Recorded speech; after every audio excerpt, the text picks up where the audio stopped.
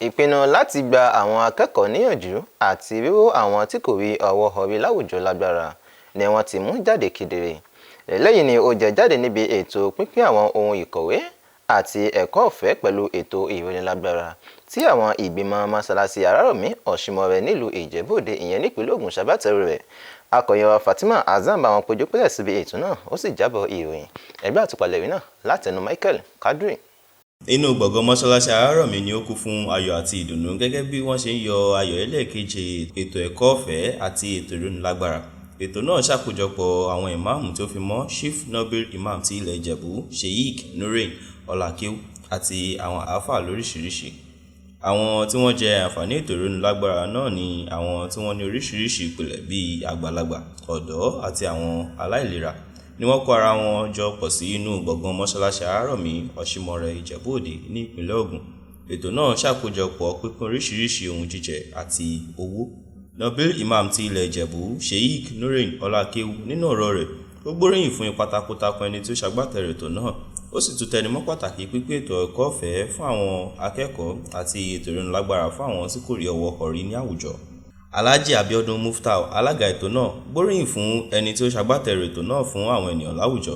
Ó sì tún gba àwọn akẹ́kọ̀ọ́ nímọ̀ràn láti fojú sí ẹ̀kọ́ wọn àti láti jẹ́ ọmọlúàbí láwùjọ. Olùdánilẹ́kọ̀ọ́ ọjọ́ náà, Dókítà Ganiu Musoro, gba àwọn mùsùlùmí nímọ̀ràn wípé kí wọ́n máa tẹ̀lé ipa tí Allah fi sílẹ̀ àti wípé kí wọ́n ní ìgbàgbọ́ nínú Ọlọ́run Ọba.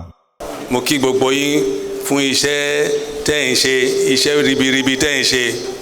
Torí ìmáàmù nìkan ò lè dá ṣe, tẹ́ bá dẹ̀ fún láyè láti ṣe kò sí nǹkan tó lè ṣe.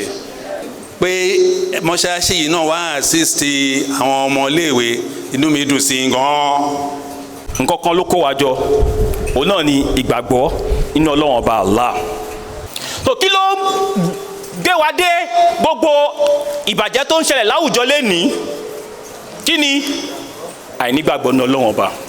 Ìmáàmù mọ́ṣáláṣí náà, Alhaji Ọláwálé Jagùnà, fi ẹ̀mí ìmoore rẹ̀ hàn sí àwọn àlejò àti àwọn afẹ́nifẹ́re fún ipa takuntakun wọn. Ó sì tún gba àwọn tí wọ́n jẹ àǹfààní ètò náà nímọ̀ràn wípé ohun tí wọ́n jẹ àǹfààní rẹ̀ yìí pé kí wọ́n lò ó dáradára. Lára ìdí tí a fi gbé ètò yìí kalẹ̀ òun náà ni pé láti fi ran àwọn òbí tí wọ́n ní agbára tó lọ́wọ́ fún ìlọsíwájú ẹ̀kọ́ àwọn ọmọ. Díẹ̀ lára àwọn tí wọ́n jẹ àǹfààní náà fi ẹ̀mí ìmoore wọn hàn nípa ṣíṣèlérí wípé wọn ó lò ó dáradára. Bá méjì bọ̀ really appreciate mi dúpẹ́ lọ́dọ̀ Ọlọ́run Subhanahu wa Ta'ala. So mi dẹ̀ dúpẹ́ lọ́wọ́ àwọn tó ṣe náà. Ní agbára Ọlọ́run àwọn tó ṣe ewé eléyìí fún àwọn náà máa jèrè ọmọ wọn, wọn ò ní rí dààmú, wọn ò ní gbòkú wọn ṣẹ́ sílé lágbára Ọlọ́run. Ètò náà jẹ́ ètò ìwúrí eléyìí tí ó mú ìrètí ohun ìní bá àwọn ènìyàn láwùjọ. Láti iléeṣẹ́ NTA Ìjẹ̀bú-Òde, Michael Kadri ṣe àtúpalẹ̀ rẹ̀.